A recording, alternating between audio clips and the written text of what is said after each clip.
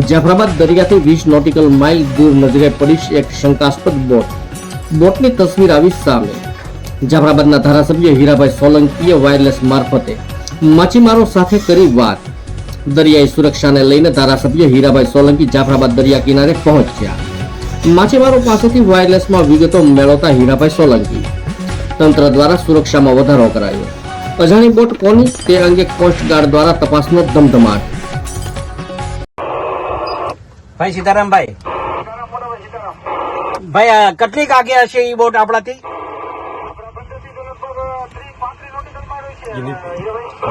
ભાઈ હેલિકોપ્ટર ને એ બધું આવી ગયું છે ત્યાં?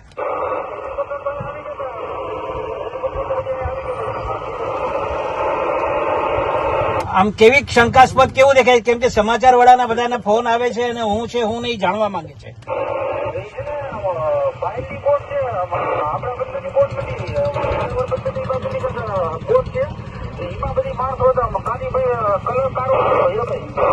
એટલે બોર્ડ પર નંબર લખેલા છે, નામ લખેલું છે, ફ્લેગ છે આપણો જેડના બીડના કઈ?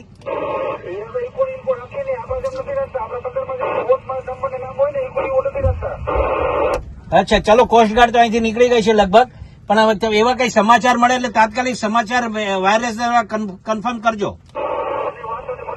ઓકે, થેન્ક યુ ભાઈ, થેન્ક યુ।